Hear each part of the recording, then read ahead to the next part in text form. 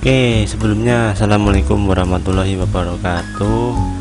Pada kesempatan kali ini saya mau membuat video tentang konfigurasi Trixbox VoIP server dengan menggunakan aplikasi VirtualBox ya. Oke, langsung saja kita mulai. Yang pertama kita buka dulu VirtualBox-nya, aplikasi VirtualBox-nya. Kalau belum ada bisa diinstal ya. Ketik aja aplikasi di Google namanya VirtualBox, pasti juga muncul di bagian search ya. Nah, begitu sudah sampai sini, hal yang pertama kita akan lakukan adalah membuat sistem baru. Caranya adalah dengan pencet tombol yang namanya baru ini, kita pencet ya, kita isikan namanya Trixbox begini. Lalu di bagian tipe, karena Trixbox ini masih satu keluarga dengan Linux, kita rubah ya jadi Linux. Lalu untuk operating system versinya, maksudnya versinya kita rubah ke Outer Linux ya. Kita rubah ke Outer. Ini ukuran memori kita biarkan 512 MB, lebih juga boleh kok. Kita pakai yang disarankan aja. Kita lanjut bagian harddisk ini, kita lanjut aja. Kita buat, nah di bagian tipe berkas harddisk kita bisa pilih salah satu dari dua di atas ini ya. Ini nggak usah dihiraukan. Kita pilih yang VHD, lanjut. Lalu penyimpanan ini kita lanjut aja. Ini juga dilanjut 8 GB, udah cukup banget kok, lebih malahan. Oke, kita buat selesai ya. Nah, selanjutnya karena ini belum ada isinya, masih kosong, maksudnya belum ada ISO nya, kita ke pengaturan. Nah, lalu kita masuk ke bagian penyimpanan. Nah, di bagian disk ini kan kosong ya, nggak ada isinya. Kita pergi ke bagian sini, sebelahnya IDE master ini gambar CD, ada panahnya. Nggak tahu ini panah apa plus ya, soalnya kecil banget. Kita pencet. Nah, dan kemarin udah coba instalasi, terus ini udah muncul. Ini biasanya kalau sudah sering dipakai ya. Tapi kalau baru pertama kali, kita pencet ke ini, pilih sebuah berkas disk, kita buka, lalu kita cari ISO nya dan tak simpan di sini di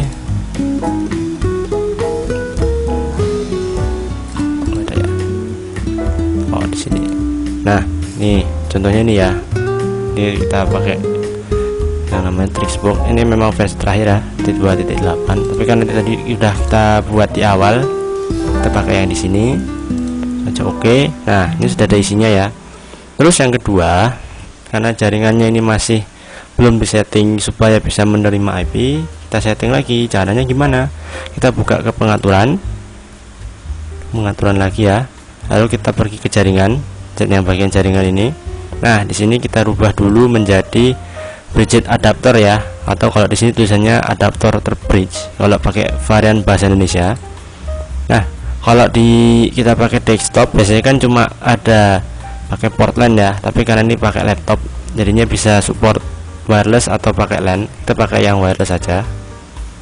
Lalu ke tingkat lanjut, kita ke bagian mode ini.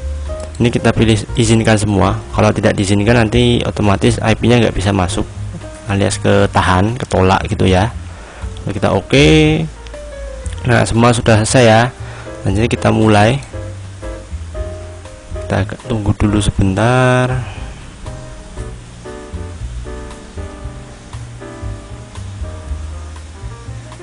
Nah, ini udah mulai ya. Kita perbesar dulu. Oke.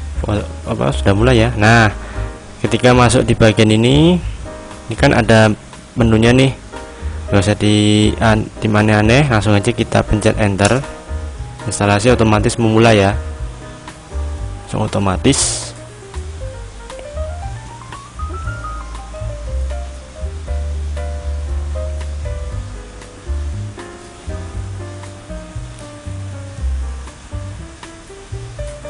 Nah, ini sudah mulai ya.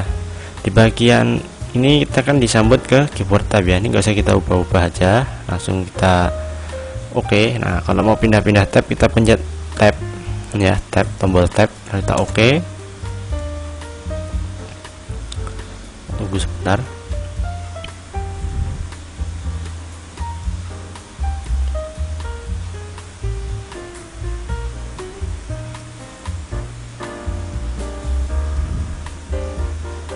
Nah, di bagian sistem time zone zona waktunya kita cari di bagian Asia ya, berarti kan huruf M.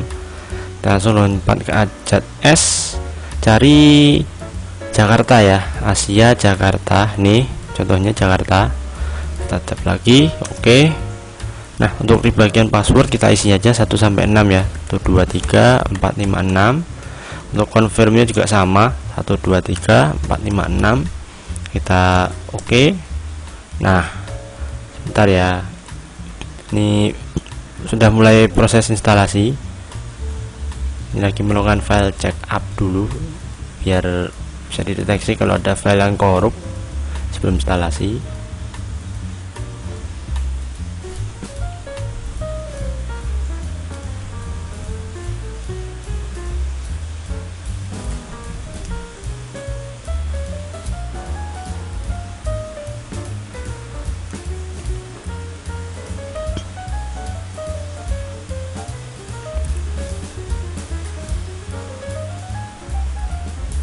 Nah, ini proses instalasi sudah dimulai ya. Biasanya memakan waktu lumayan lama, kurang lebih 10 sampai 15 menit tergantung spesifikasi laptop teman-teman yang dipakai atau PC yang teman-teman pakai. Tapi kalau biasanya speknya agak tua, memang biasanya jauh lebih lama lagi ya, mungkin bisa sampai setengah jam atau mungkin 1 jam. Ini kita tunggu aja prosesnya instalasi.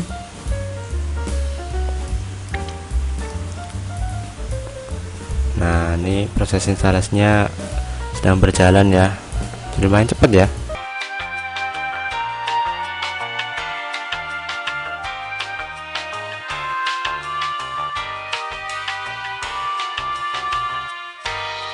Nah, proses instalasi sudah selesai ya. Tadi lupa ngomong, kita skip aja untuk proses instalasi, langsung aja kita mulai Trixbox-nya. Ini proses restart dulu, sistem restart. Nah, kalau teman-teman baru pertama kali install, biasanya terkejut ya, kok ada tampilan Trixbox lagi, padahal baru aja diinstal. Nah, ini biasanya karena DVD ISO Trixbox-nya itu masih terpasang di disk virtualnya VirtualBox. Nah, caranya adalah kita ke peranti, atau kalau bahasa Inggris namanya device, lalu kita drive optik. Nah, ini kan masih terpasang nih, kita pencet di bagian singkirkan disk dari drive virtual. Kenapa kok harus disingkirkan? Karena kalau kita nggak singkirkan, kita bakal muter-muter terus di bagian instalasi sampai begini-gini terus saja. Nah, kita singkirkan ya. Nah, cek lagi. Nah, udah nggak ada ya, nggak ada yang terpasang sama sekali. Lalu habis itu kita restart. Caranya masuk ke bagian mesin yang ini ya, mesin kalau dalam bahasa Inggris. Lalu kita pencet reset. Kita reset aja, oke. Nah, just restart. Nah, ini kita sudah masuk ke grup bootloadernya Trixbox. Langsung aja kita enter supaya bisa langsung booting. Biasanya kalau booting pertama kali baru habis instalasi itu memang agak sedikit lama ya, karena istilahnya sistemnya masih baru ya, baru banget diinstal. Wajar, soalnya masih banyak service atau aplikasi atau sistem yang masih belum berjalan secara sempurna, jadinya memang agak lama untuk pertama kali boot pertama kali.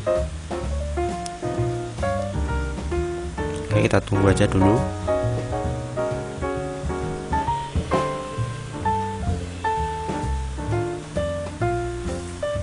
Atau nanti kita bisa ini aja ya, bisa skip langsung ke bagian loginnya nanti kalau memang dirasa lumayan lama menunggunya.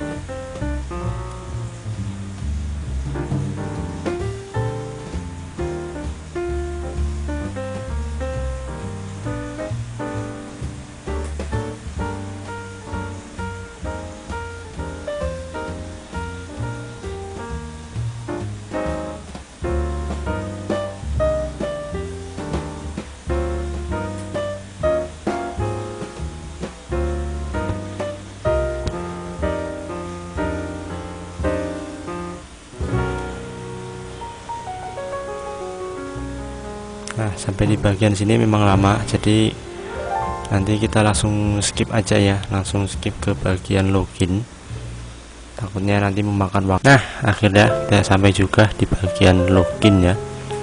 Nah, habis itu kita login dengan cara memasukkan loginnya sebagai root. Ini sudah otomatis jadi admin ya, admin, atau kalau di Linux disebut dengan root. Lalu passwordnya adalah 123456 yang sesuai kita ketikkan di awal tadi. Lalu kita enter. Nah, ini kita sudah masuk ya. Nanti kita bisa konfigurasi untuk apa namanya, supaya Trixbox ini bisa menerima IP secara DHCP. Nah, mari kita lanjutkan lagi ya ke bagian berikutnya, yakni kita konfigurasi supaya internetnya bisa menjadi mode DHCP di Trixbox nya ini. Caranya adalah kita ketikkan sinteks atau perintah atau komen ya, biasanya sebutnya sih sinteks ya, kalau nggak sinteks ya komen. Ketikkan aja sistem strip config strip network ya, jangan pakai underscore atau spasi ya, pakainya dash. Kalau dalam bahasa Inggris namanya dash ternyata. Oke, kita enter. Nah, di bagian sini yang kita fokuskan adalah di bagian yang atas ya, yang edit a device params. Kita enter. Lalu ini ETH0 nya ini kita enter lagi. Nah, kebetulan ini juga sudah menjadi DHCP ya, soalnya kalau belum DHCP ini tanda bintangnya ini enggak ada kayak gini contohnya. Ini nanti kita harus buat IP sendiri, dan ini biasanya makan waktu lumayan lama, apalagi static IP kan lumayan rumit ya. Jadi kita pakai DHCP aja. Caranya adalah kita pencet spasi gini untuk memilih, lalu kita save, pencet OK, lalu kita save lagi, kita save and exit. Oke ya. Nah, sudah selesai. Lalu kita cek dulu IP nya sudah muncul atau belum dengan cara mengetikkan perintah atau komen if config. Mungkin kalau teman-teman udah sering familiar dengan Debian atau Linux lainnya, mungkin ya paham ya, if config itu buat ngecek IP kayak gini. Nah, kita fokuskan di 192.168.100.158 ya. Ini IP di laptop saya. Mungkin di laptop teman-teman IP-nya bisa berbeda-beda. Mungkin bisa 192.167 atau 195 dengan akhiran 100 atau 90 gitu ya. Nah, selanjutnya adalah kita buka browser. Nah, browser ini bebas ya teman-teman. Kalau misalnya sering pakai Chrome ya monggo bisa pakai Chrome, atau pakai Microsoft Edge juga bisa, tapi kali ini kita pakai Google Chrome aja yang gampang. Nah, begitu new tab ini terbuka, kita ketik ya IP yang tadi. Kalau teman-teman nggak hafal bisa dicatat dulu, atau kita lihat gini, kita intip-intip gitu ya. Tadi IP nya adalah 192, ini 168 100 158. Kita enter. Nah, ini kan Trixbox masih mode user ya, mode pengguna. Kita harus masuk menjadi mode admin alias mode administrator atau root. Kalau tadi di sistem ini namanya root ya. Caranya adalah kita ke pojok sebelah kanan, ini ada tulisan user mode, lalu kita pilih switch. Nah, di bagian sign in ini kita isikan sebagai main ya. Main MAINT ya. Ini ada T di akhir. Untuk passwordnya sama seperti tulisan password. Ini kalau browsernya pakai bahasa Inggris, ini sama password. Kita enter. Lalu kita tunggu sebentar.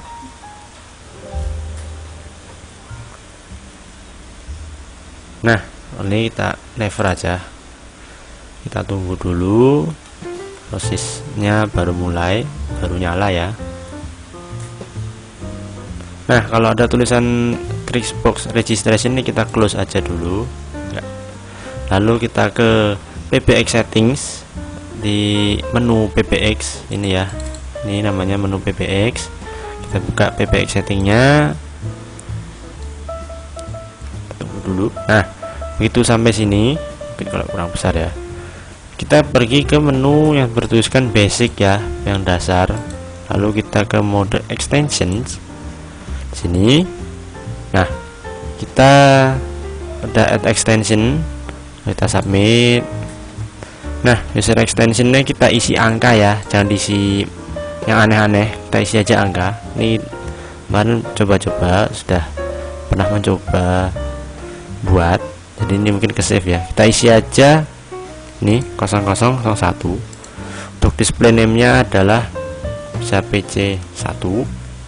Nah, ini CID ini nggak usah diisi ya, langsung aja SIP aliasnya sama dengan yang atas, angka harus angka, ini sama ini harus sama ya, jangan sampai berbeda.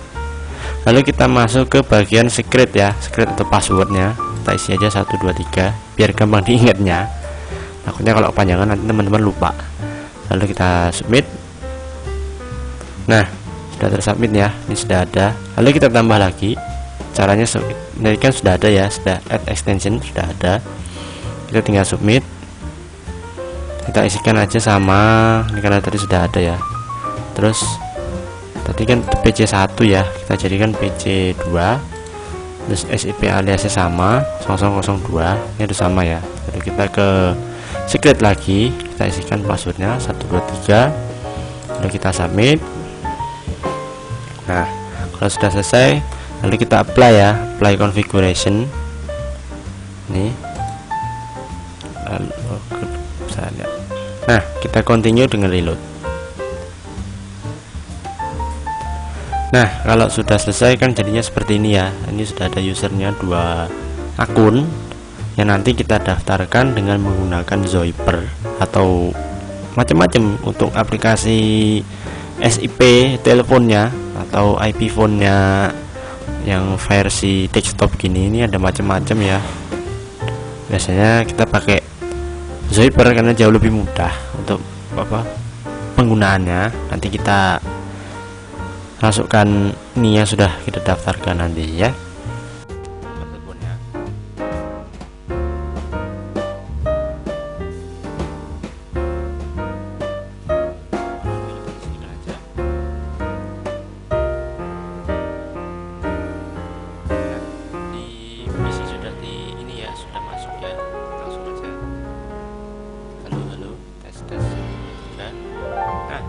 PC sama HP sudah terhubung, langsung itu matikan aja.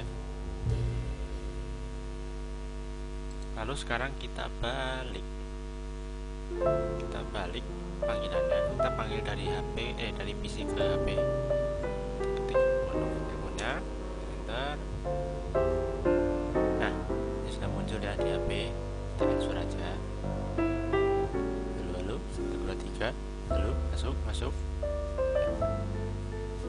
Nah, seperti itu tadi ya konfigurasi. Konfigurasi dari Zoiper VoIP atau Voice over IP. Semoga bermanfaat buat teman-teman yang mencoba praktek menggunakan Zoiper, menggunakan ya pokoknya sejenis software apapun lah, yang penting support untuk